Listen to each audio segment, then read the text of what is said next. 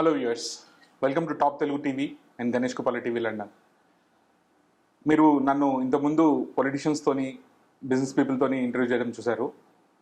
ఈరోజు నా ముందున్న వ్యక్తి బహుముఖ ప్రజ్ఞాశాలి, పరిచయం అవసరం లేని గొప్ప రచయిత, నటులు, రంగస్థల కళాకారులు. ఇదంతా తన పర్సనల్ ఇంట్రడక్షన్గా మనం చెప్పొచ్చు. అయితే ఒకసారి సింహావలోకనం చేస్తే నాకు సంబంధించిన వరకు వారి పరిచయం ఒక శివతత్వవేత్త, శంకర కవి, శివుడి గురించి ఎంతో గొప్ప రచనలు చేసి ఆటకథరా శివ అంటూ శివతత్వాన్ని అద్వైతంలా రాసిన, శభాష్రా శంకర అంటూ తెలంగాణ మాండలికంలో శివస్తుతి చేసిన, నాలోన శివుడు కలడు అంటూ మానవీయ కోణంలో శివతత్వాన్ని మనకి దగ్గర చేసిన, ఎంతో గొప్ప శివరచనలు చేసిన భరణి గారు మన ముందున్నారు. శివతత్వాన్ని పరిచయం చేస్తూ శివరచన చేస్తూ శివుడికి ఎంతో దగ్గరైన వెరసి, నా మాటలు చెప్పాలంటే మన భరణి ఆ హరుని కవి. ఇంత గొప్ప వ్యక్తితో ఈరోజు కలవడం నేను చాలా గొప్ప అదృష్టంగా భావిస్తుంటాను.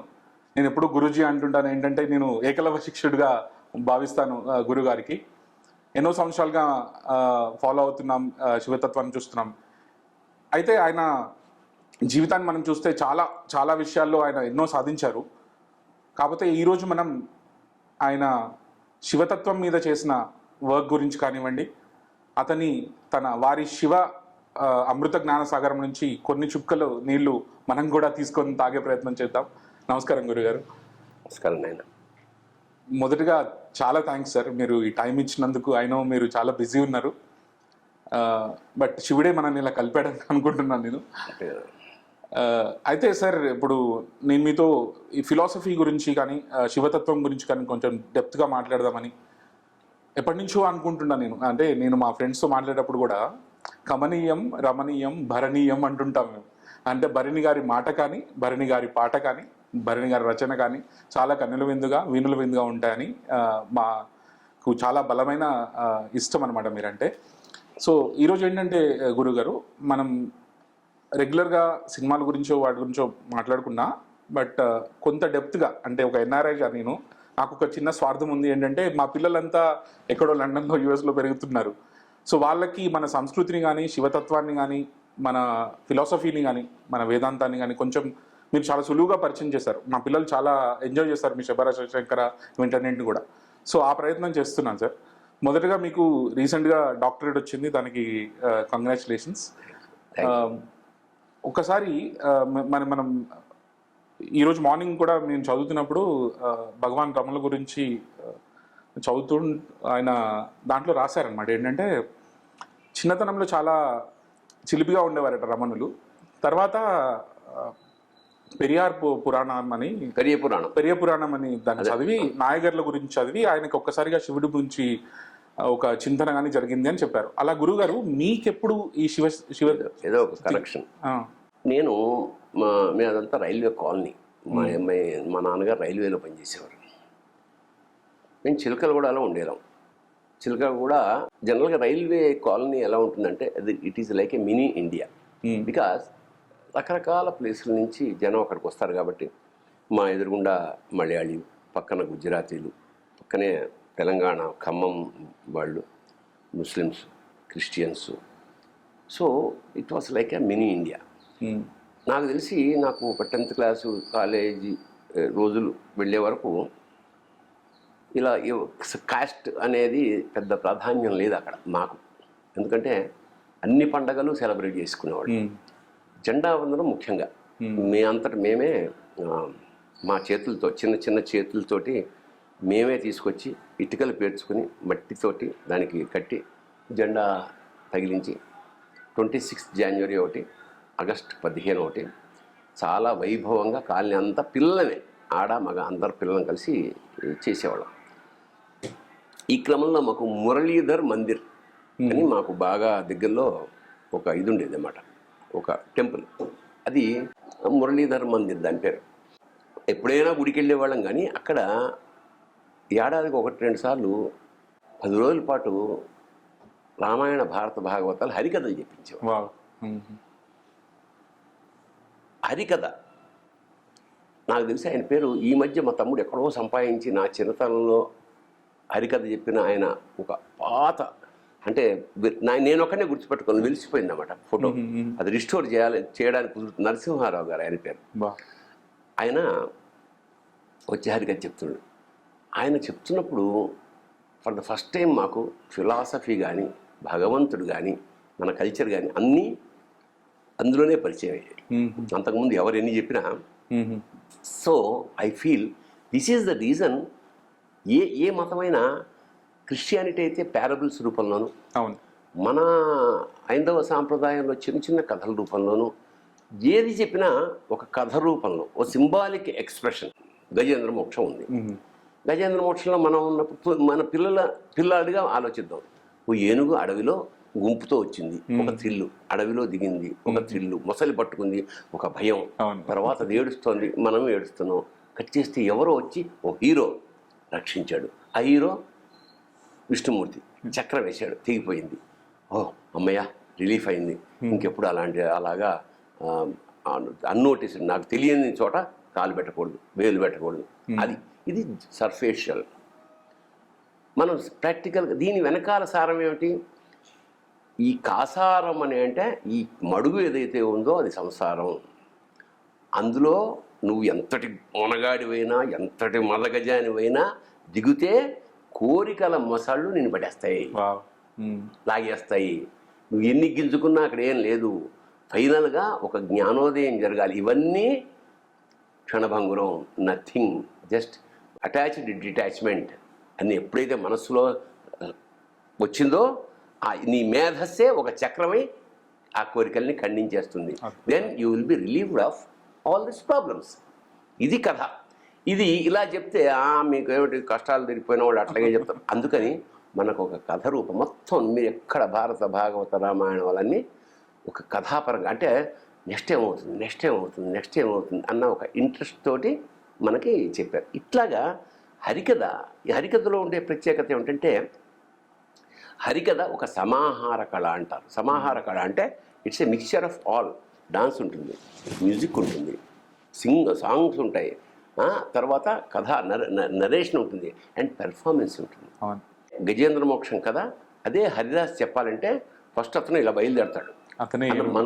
అతనికి ఏనుగు కనిపిస్తాడు, ఆ తర్వాత పట్టినప్పుడు మొసలు కనిపిస్తాడు, గింజుకుంటున్నప్పుడు బాధ కనిపిస్తుంది. అక్కడి నుంచి అన్నీ వదిలేసి సిరిగింజప్పుడు శంకుచక్రయుగం చేదో ఈ సంధింపడే పరివారమ్మును జీరడ భ్రగపతి మన్నింపడు ఆకర్ణికాంతర తమిళము చక్కనొత్తాడు. ఇలాగా పరిగెత్తుతున్నప్పుడు మనకు విష్ణువే కనిపిస్తాడు. ఆ తర్వాత అడిగేదనని కడువడి జనునడిగిన తన మగడ నుడుగడని ఎడనుడుగని వెడబెడ సిడిముడి తడబడ అడుగిడదు జడిమ అడుగిడు నిడలని పోతన ఎంత అద్భుతంగా. అంటే ఈవిడ లక్ష్మి ఇదేంటి వెళ్ళిపోతున్నాడు, చెప్పకుండా వెళ్ళిపోతున్నాడు, ఇదేంటి నా పైట కూడా ఆయన దగ్గరే ఉంది, లాగేసుకుంటూ వెళ్ళిపోతున్నాడు, ఈయన ఎక్కడికి వెళ్తున్నా అడగల, అడిగితే కసురుకుంటాడా, టైం లేదా, మరి అడగకపోతే బాగుంటుందా, ఏమండి ఎక్కడికి వెళ్తున్నా కంగారు ఏం.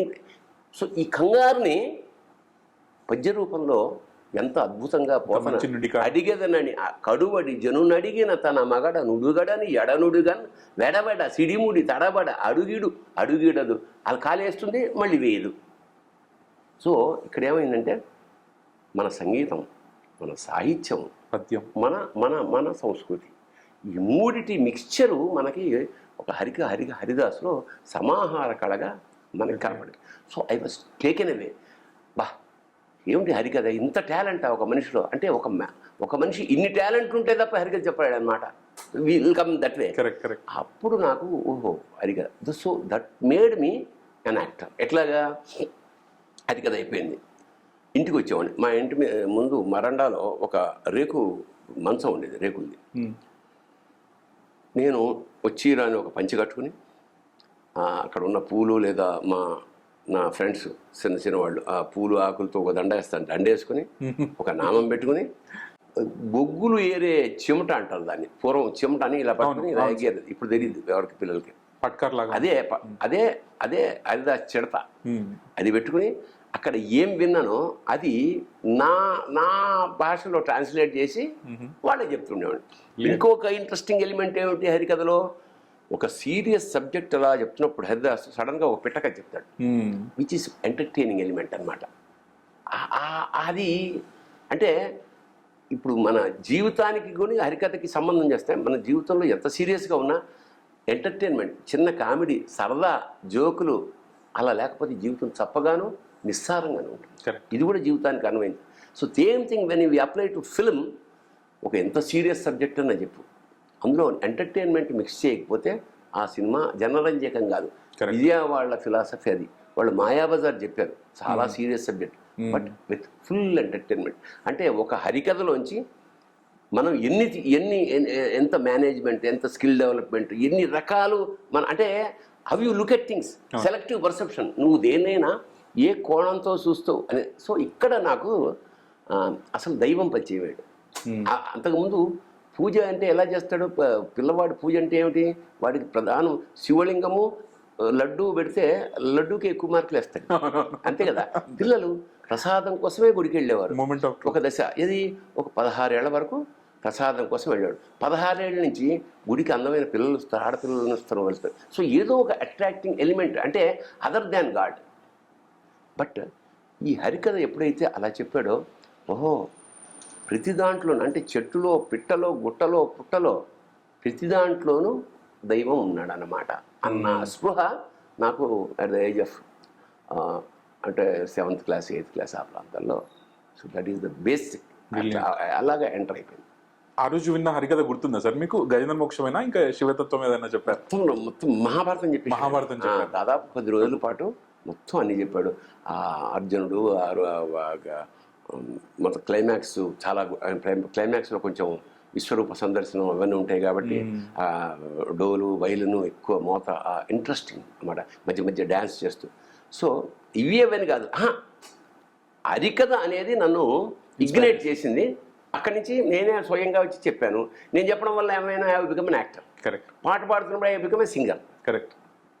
సో డాన్స్ చేస్తున్నప్పుడు I become a dancer. Correct. So ఈ ఆర్ట్ ఫామ్ నాలో ఇంజెక్ట్ చేసిన మహా ప్రక్రియ, కళా ప్రక్రియ ఫామ్ ఏదైనా ఉంటే ఇది హరికథ. Brilliant, brilliant. సార్ అయితే ఇప్పుడు మీరు మిడిల్ క్లాస్ లైఫ్ అని చెప్పారు కదా. సో మిడిల్ క్లాస్ లైఫ్లో మనకి రీసోర్స్ మేనేజ్మెంట్ ఇదంతా చాలా గొప్పగా నేర్పిస్తారు. ఇప్పుడు మనం నేను కూడా జస్ట్ రిఫ్లెక్ట్ అవుతుంది నాకు. నేను I grow up as an orphan, ఒక అనాథ చైల్డ్, స్ట్రీట్ చైల్డ్ నేను. సో నేను టెంపుల్స్కి వెళ్ళి ప్రసాదం తిని బతికేవాడిని యాజ్ ఎ చైల్డ్ కొన్నిసార్లు. సో అలా వెళ్ళినప్పుడు చాలా గొప్ప పరిచయాలు ఏర్పడతాయి సార్.